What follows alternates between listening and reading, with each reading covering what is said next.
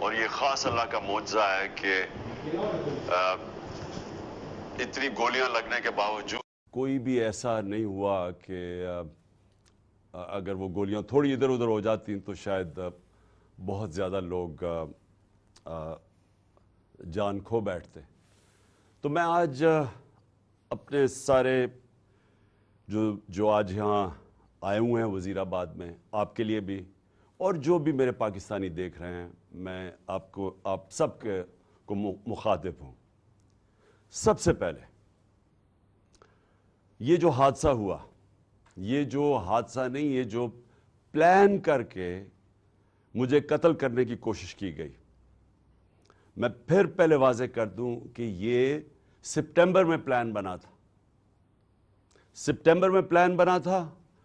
24 September کو اس plan کا میں نے پبلک جلسے کے اندر میں نے یہ بتایا کہ یہ پلان بنا ہے. میرے خیال میں جلسہ رحیمی اور خان تھا کہ یہ کس طرح دینی انتہا پسند کے اوپر ڈالیں گے.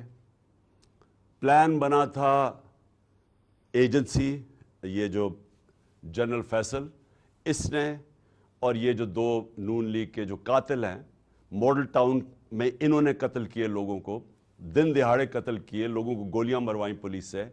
شہباز شریف نے ایکسٹرا جوڈیشل کلنگ، پولیس مقابلے میں لوگ مارے، اس کی ہیومن رائٹس نے اس کے اوپر پوری رپورٹ دی ہوئی ہے. رانا ثناء اللہ کے اوپر جو 18 قتل ہیں، یہ عابد شلیل کے باپ نے کہا ہوا ہے. تو یہ قاتل ہیں. انہوں نے مل گئے یہ جنرل فیصل کے ساتھ، انہوں نے یہ پلان کیا. پلان کیوں کیا؟ کہ اگر دینی انتہا پسند مارے گا تو ان کے اوپر سے ساری ذمہ داری اٹھ جائے گی. اس کا مطلب کہ عمران خان نے لوگوں کو کوئی توہین مذہب کیا، کوئی اس نے توہین رسالت خدا نخواستہ کی، اس کی وجہ سے یہ ایک اشتعال میں آ کے ایک دینی انتہا پسند نے قتل کیا. یہ سارا پلان تھا. ہمیں پتہ تھا. میں نے 2 جلسوں میں پبلک کو بتایا کہ یہ پلان بنا رہے ہیں، اور یہ پلان پھر وزیر آباد میں سامنے آیا. اور یہ جس لڑکے نے گولیاں چلائی، ایک دم کور اپ شروع ہو گیا کہ جی بس وہ ایک دینی انتہا پسند تھا اور وہ اذان نہیں تھی، اور یہ اور سارا جو مذاق کیا گیا وہ بھی کور اپ تھا. پیچھے یہ بیٹھے ہوئے تھے جو پورے کنٹرول کر رہے تھے کہ نیریٹو کیا ہوگا. اور پھر جب یہ ہمیں پتا تھا، کیونکہ مجھے تو پتا تھا، پہلے ایک ادھر سے گولیاں آئیں پھر دوسری طرف سے آئیں. یہ بھی کہا گیا کہ نہیں جی یہ تو صرف ایک، اور وہ کہتا ہے اگر کسی کو شک ہونا چاہیے تو وہ جب خود کہتا ہے کہ جی میں اکیلے نے کیا ہے، تو ادھر سے بھی پتہ چل جانا چاہیے کہ پیچھے سے اس کو طوطے کو پڑھایا جا رہا تھا. اور اب جب فورینزک ہوا ہے اس کنٹینر کا تو واضح ہو گیا کہ 2 مختلف قسم کی گولیاں استعمال ہوئیں، یعنی 2 شوٹر تھے. تو جو سارا ان کا پلان بنا ہوا تھا کہ سلمان تاثیر کا قتل ہوا، دینی انتہا پسند نے کیا، وہ سارا وہ ختم ہو گیا. اب دوسری چیز کہ آج میں خاص طور پہ ایک تو ابتسام کو، جو ماشاءاللہ ایک ہیرو ہے، کیونکہ میں نے جب اس کی فوٹیج دیکھی کہ ایک عام آدمی دیکھ رہا بندوق اس کے ہاتھ میں ہے اور اس کے باوجود وہ پکڑ رہا ہے. میں تو پہلے اس کو سلام کرنا چاہتا ہوں کہ ہمارے نوجوانوں میں اس طرح کا جذبہ ہے. یعنی ایسے ہمارے نوجوان ہیں جو کہ اپنی جان خطرے میں ڈال کے اور وہ بچانے کی کوشش کر رہے تھے. اور میں تو اس کو اب میں کیا کہوں گے، شکر ہے، میں تو اس کی والدہ کا بھی شکریہ ادا کیا کہ آپ نے ایسے اپنے بیٹے کو تربیت کی ہے. دوسرا جو سب سے بڑی ٹریجڈی تھی وہ معظم شہید کی تھی، اور وہ ہم سب سے دیکھی نہیں گئی وہ تصویریں کہ 3 بچے اس کے بیٹھے ہوئے ہیں اور باپ کو جگانے کی کوشش کر رہے ہیں.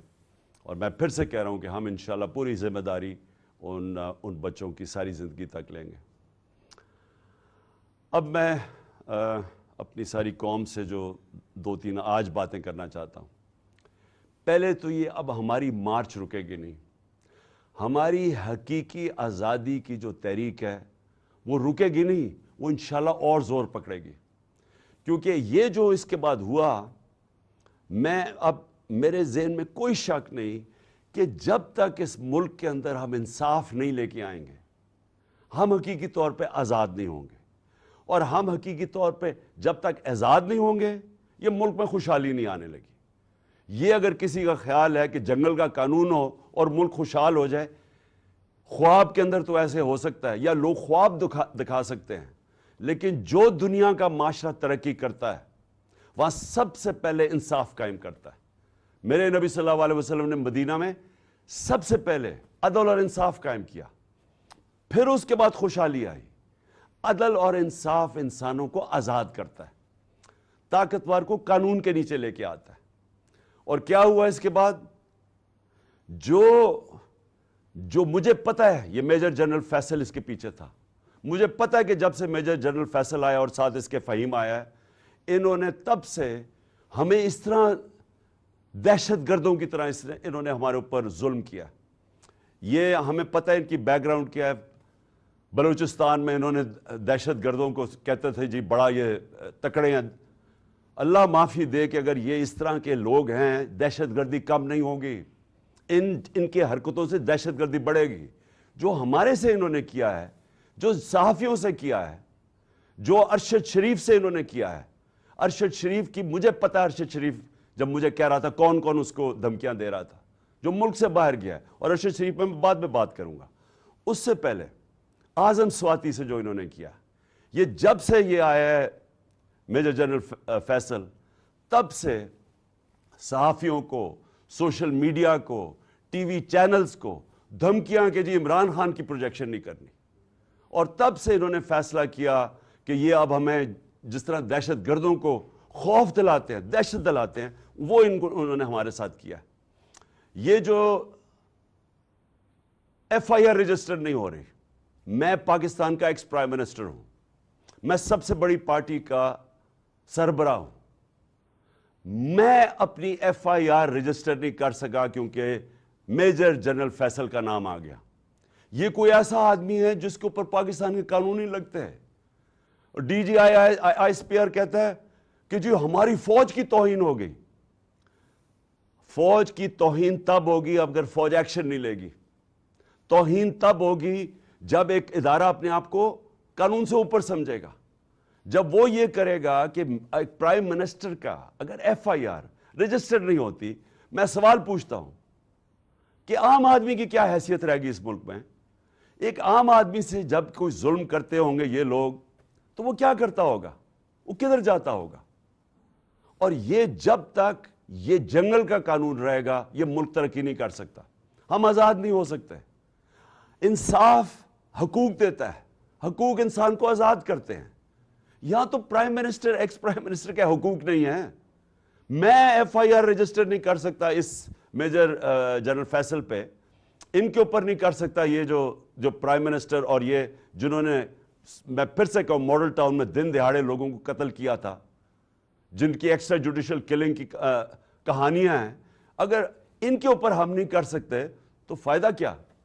کیا وہ جو لڑکا، وہ جس نے اپنے بیان بدلے ہیں، اور کیا وہ لگتا تھا دینی انتہا پسند؟ اسے ذرا دیکھیں، کیا وہ اس کی بیک گراؤنڈ ہے، کیا وہ اتنا کوئی دینی آدمی لگتا تھا کہ وہ جا کے کسی کو گولی مار دے گا؟ اور اس کو جس طرح طوطے کی طرح پڑھایا گیا ہے، سبق پڑھائے گئے ہیں، اور پھر جیسے ہی پتا چلا، اور جو ہم نے تو اوپر سے ہمارے گولیاں گزری ہیں، کہ جیسے ہی واضح ہو گیا کہ دوسرا شوٹر تھا، اس کا مطلب یہ جو سارا پروگرام بنایا ہوا تھا سپٹمبر میں کہ دینی انتہا پسند عمران کو قتل کرے گا کیونکہ اس نے توہین کر دی، وہ سارا ختم ہو گیا. اور میں اس لیے سپریم کورٹ کے چیف جسٹس کو آج مخاطب کرنا چاہتا ہوں. دیکھیں سر، آپ کی بہت بڑی ذمہ داری ہے آج پاکستان پہ. قوم آپ کی طرف اب دیکھ رہی ہے. قوم یہ دیکھ رہی ہے کہ پاکستان کا ex prime minister first information report اپنی درج نہیں کروا سکتا، جو اس کا حق ہے. انویسٹیگیشن ہو، اس کے بعد پتہ چل جائے کہ کیا جی جو ٹھیک ہے یا نہیں. میں اپنے سارے جو مجھے پورا پتہ ہے کہ یہ پلان کب سے بنا، کیسے بنا، وہ ویڈیو کس نے نکالی، کس ایجنسی نے وہ ویڈیو نکالی، کون سے ایجنسی کے ساتھ یہ جو وقار ستی ہے اس نے اس کو اٹھایا، پھر کس طرح وہ پی ٹی وی نے 4 دن چلائی. اب پی ٹی وی 4 دن اس طرح کی چلا رہا ہے ویڈیو، اشتعال دینے کے لیے اور پلان کرنے کے لیے کہ جب یہ قتل کریں گے تو کہیں گے جی تو اس نے بڑی توہین کر دی مذہب کی. اور اس کے بعد یہ جو نون لیگ کی یہ جو وہ دونوں مریم دونوں جھوٹی، اور پھر یہ جو جاوید لطیف، انہوں نے جو پریس کانفرنس کرتے ہیں، میں تب سے لگا ہوا ہوں کہنے کہ ان کا پلان بنا ہوا تھا کچھ اور. ان کو کوئی دین سے تعلق نہیں ہے. چوروں کو دین سے تعلق نہیں ہوتا. چوروں کو صرف چوری بچانے سے تعلق ہوتا ہے. جب چور دین کی باتیں شروع کر دیں کہ جی دین سے توہین ہوگی، تو پیچھے کوئی اور گیم تھی، اور وہ واضح ہوگی کہ تھی. اور ان کے ساتھ مل گیا تھا یہ میجر جنرل فیصل، اور اس کی ٹیم نے پوری طرح یہ سارا کچھ انہوں نے پلان کیا، سارا سکرپٹ کے مطابق گیا. اور اللہ کا کرم ہے، زندگی موت جس کے ہاتھ میں ہے، وہ کہتا ہے کہ ایک پلان انسان بناتا ہے اور ایک میں بناتا ہوں. اس نے بچا لیا. اور میں چیف جسٹس چاہتا ہوں صاحب کہ آپ اس کے اوپر ایکشن لیں. قوم آپ کی طرف دیکھ رہی ہے. یہاں شہباز گل کے اوپر کسٹوڈیل ٹارچر ہوئی جب سے یہ فیصل آیا ہے، اور وہ شہباز گل اس کا نام لیتا ہے. اس کے نیچے لوگوں نے کی، کچھ نہیں ہوا. یہاں اعظم سواتی سے جو کسٹوڈیل ٹارچر ہوئی، اس سے جو کیا، ساری دنیا میں بدنامی ہوئی پاکستان کی، کوئی سو موٹو ایکشن نہیں لیا گیا. اور جب اعظم سواتی کی وہ جو ویڈیو کے سیٹ نکلا ہے، ایک یعنی ملک سوچتا ہے کہ ہم اس سے نیچے گر سکتے ہیں. میں چیف جسٹس صاحب پوچھتا ہوں، اس سے نیچے گر سکتی ہے قوم؟ ہماری تو ہے ہی اسلامک سوسائٹی. میں مغربی سوسائٹیز کو کے اندر سے جانتا ہوں. وہاں کوئی تصور نہیں کر سکتا کہ اس طرح کی ویڈیو نکال کے اور اس کی بیوی کو بھیجیں. تو ہم کتنا نیچے گر چکے ہیں. کب آپ اس ملک کا انصاف کا نظام ہمیں پروٹیکشن دے گا، ہماری حفاظت کرے گا؟ وہ کب وہ وقت آئے گا؟ اور یہ اگر گولی کامیاب ہو جاتی، یہ مجھے مار دیتے، تو مجھے بتائیں، ایک ہی تو جماعت ہے اس وقت ملک میں جو سب سے بڑی پبلک کے اندر ہے، فیڈرل پارٹی ہے. تو ان کا تو پلان یہ تھا کہ وہ تتر بتر ہو جائے. تو یہ تو دشمن چاہتے ہیں پاکستان کے. تو اس لیے میں نے ریکویسٹ بھی کی ہے کہ 4 چیزیں چیف جسٹس صاحب آپ کو دیکھنی پڑیں گی. میری ایف آئی آر، اور اب واضح ہو گیا کہ 2 شوٹر ہیں کیونکہ وہ فرینزکس میں نکلا ہے. تو اس کا مطلب کہ جو انہوں نے کہا تھا ایک ہی آدمی نے اور دینی انتخاب پسند، وہ ختم ہو گئی بات. نمبر 2 اعظم سواتی، اس کے اوپر پوری تحقیقات ہوں. اور نمبر 3 جو ارشد شریف سے ہوا ہے، جو ارشد شریف سے ہوا ہے، جو ویڈیو دکھائی گئی ہے ٹی وی پروگرام پہ کل، میرا پہلا سوال یہ ہے کہ ایک ٹی وی اینکر کے پاس کیسے ویڈیو آ گئی، جبکہ اس کی والدہ جو پوسٹ مارٹم کے ریزلٹس مانگ رہی ہیں ان کے پاس تو نہیں آئی. ٹی وی اینکر کے پاس کیسے آ گئی؟ اور میرا نمبر 2 سوال یہ ہے کہ کون اس کی تحقیقات کرے گا؟ کون اب کینیا سے کیوں نہیں انہوں نے کینیا فوری طور پہ لیٹر لکھا کینین اتھارٹیز کو، گورنمنٹ کو لکھنا چاہیے پوچھنے کے لیے کہ شروع کا تو بیان یہ تھا کہ جناب وہ رانگ آئیڈینٹی پہ مارا گیا ہے، اور اب واضح ہو گیا ہے کہ یہ ایک پلان کر کے تشدد کیا اس کے اوپر، اس کے بعد گولی ماری گئی. تو جب تشدد کیا، وہ کون تھا جس کو سب سے زیادہ تکلیف تھی ارشد شریف کی رائٹنگ سے، اس کی تحقیقات، اس کی جو انویسٹیگیٹو جرنلسٹ، کون تھا جس کو خطرہ تھا اس سے؟ کون تھا جس کو اتنا غصہ تھا کہ پہلے اس کے اوپر تشدد کرو پھر اس کو قتل کرو؟ یہ چیف جسٹس صاحب یہ صرف سپریم کورٹ کر سکتا ہے. ہمیں کوئی اعتماد نہیں ہے اب. انویسٹیگیٹو ایجنسیز ان قاتلوں کے، ان چوروں کے، مجرموں کے ہاتھ میں ہیں. اور یہ جو آرمی آفیسر ہے، اس کے اوپر کس کو اب اعتماد ہے؟ مجھے پتا ہے انہوں نے کور اپ کیسے کیا. مجھے پتا ہے کہ آتے ساتھ ہی پنجاب پولیس کو کس نے کنٹرول کر لیا. گورنمنٹ ہماری ہے، ہم ہیں پنجاب کے اندر، ہماری حکومت ہے. وہ پولیس کہیں اور سے کنٹرول ہو رہی ہے. اور اب پولیس سے میں ایف آئی آر نہیں رکوا سکتا. اور پھر کون سے کس نے جا کے اس کی ٹیپ ریلیز کی؟ یہ کون سی دنیا میں ہوتا ہے؟ ہم سر بنانا ریپبلک بننے جا رہے ہیں. بنانا ریپبلک کے اندر ادھر کوئی انصاف نہیں ہوتا، اس لیے وہ بنانا ریپبلک ہے.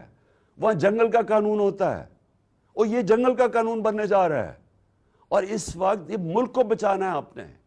دیکھیں ملک اس وقت اداروں کے اندر، قوم جو ہے وہ اداروں کے اندر اعتماد کھو بیٹھی ہے. اس کو بحال کرنے کی ضرورت ہے. ملک اداروں کے بغیر نہیں چلتا. ادارے ملک کو چلاتے ہیں. مغرب میں اور ہمارے میں اور ڈیولپڈ ملک اور غریب ملکوں میں فرق ہی یہ ہے کہ ان کے ادارے مضبوط ہیں, کوئی قانون سے اوپر نہیں ہے. یہاں مذاق بنا ہوا ہے کہ جی ایک آپ نے آفیسر کے اوپر ہاتھ رکھ جی ڈی جی آئی ساری فوج کو بدنام کر دیا. یعنی یہ اگر سوچ آ جائے جس معاشرے میں, مجھے بتائیں اس سے زیادہ تو دشمن اداروں کا اور ملک کا ہو ہی نہیں سکتا کہ جی ہمارے ادارے کا نام ہی نہ لیں. میں کہہ رہا ہوں کہ یہ پیچھے تھا فیصل, مجھے پتا اس نے سارا کروایا ہے, مجھے پتا اس نے ماسٹر مائنڈ کیا سب کچھ, کیونکہ مجھے تو میں 3.5 سال پرائم منسٹر تھا, میرے نیچے تھی ایجنسیز, مجھے پتا ہے کیسے چلتی ہیں ایجنسیز, مجھے اندر سے انفارمیشن آ رہی تھی. اور میں اگر ملک کا ex prime minister FIR register نہیں کر سکتا, اور اگر یہ کہنا کہ جی عمران اپنا سیاست چمکانے کے لیے کر رہا ہے, مجھے سیاست چمکانے کے لیے یہ کرنے کی ضرورت نہیں ہے. اس وقت سارے پاکستان کے اندر کہیں چلے جائیں, ایک اگر پارٹی کبھی بھی اتنی مقبول ہوئی ہے پاکستان کی تاریخ میں, وہ آج یہ پارٹی ہے. اور وہ یہ نہیں کہ میں نے کوئی بڑے کارنامے دیے ہیں, وہ ان چوروں کو دیکھ کے قوم ہماری طرف آ گئی ہے. اور اسی لیے ہمیں ضرورت نہیں پڑی کہ کسی کے اوپر الزام لگائیں تاکہ میری سیاست اوپر چلی جائے.